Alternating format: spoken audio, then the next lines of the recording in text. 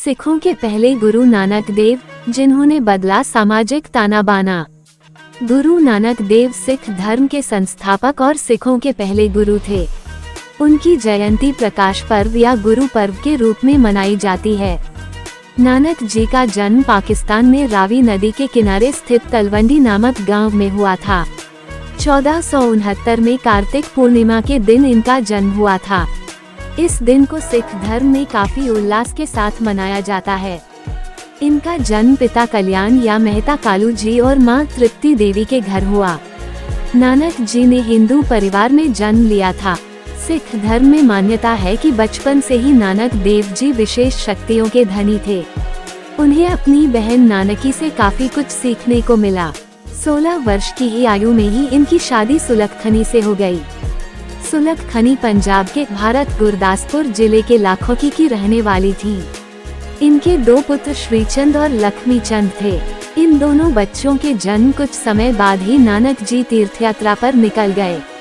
उन्होंने काफी लंबी यात्राएं की।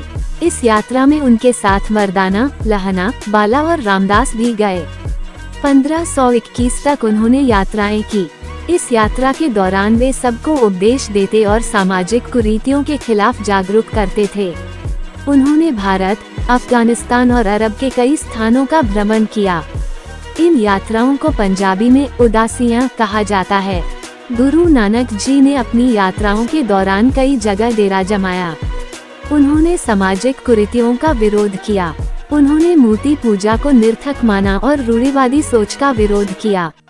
उन्होंने अपने जीवन का आखिरी समय पाकिस्तान के करतारपुर में बिताया। करतारपुर सिखों का पवित्र धार्मिक स्थल है। 22 सितंबर 1539 को गुरु नानक जी की मृत्यु हो गई, लेकिन उन्होंने अपने पीछे सिख धर्म के अनुयायियों के लिए अपने जीवन के 3 मूल सिद्धांत नाम जपो, कीरत करो और वंडा चखो बता गए। करतारपुर में गुरु नानक देव जी की दिव्य ज्योति जोत में समा गई। उन्होंने अपनी मृत्यु से पहले अपने शिष्य भाई लहना को उत्तराधिकारी बनाया, जो आगे चलकर गुरु अंगद देव कहलाए। वे सिखों के दूसरे राह गुरु माने जाते हैं।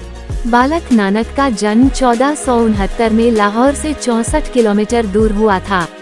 नानक बचपन से ही कुछ अलग स्वभाव के थे। माना जाता है कि ईश्वर ने नानक को कुछ अलग करने के लिए प्रेरित किया था। कहा जाता है कि बचपन से ही गुरु नानक देव का आध्यात्मिकता की तरफ काफी रुझान था और वह सत्संग और चिंतन में लगे रहते थे। ईश्वर की तलाश की खातिर गुरु नानक ने 8 साल की उम्र में ही पढ़ाई छोड़ दी थी। ईश्वर के प्रति गुरु नानक का समर्पण काफी ज्यादा था, जिसके कारण लोग उन्हें दिव्य पुरुष मानने लगे। 30 साल की उम्र तक गुरु नानक देव का ज्ञान परिपक्व हो चुका था और परम ज्ञान हासिल होने के बाद उन्होंने अपना पूरा जीवन सत्य का प्रचार किया। गुरु नानक के बारे में एक प्रसिद्ध कहानी है कि वो 11 साल की उम्र में ही विद्रोही हो गए थे। हिंदू धर्म में होने के बावजूद उन्होंने इसे पहनने से इनकार कर दिया था। नानक का कहना था कि लोगों को जनेऊ पहनने के जगह अपने गुणों का विकास करना चाहिए। गुरु नानक अंधविश्वास और आडंबर के सख्त खिलाफ थे। उन्होंने स्थानीय साधुओं और मौलवियों पर भी सवाल उठाए थे। नानक को बाहरी दिखावा बिल्कुल पसंद नहीं था और वो हमेशा आंतरिक बदलाव पर जोर देते थे। नानक प्रकृति में ही ईश्वर की तलाश करते थे। उनका कहना था कि चिंतन के माध्यम से ही आध्यात्म के रास्ते पर बढ़ा जा सकता है। उनकी शादी 1496 में हुई थी।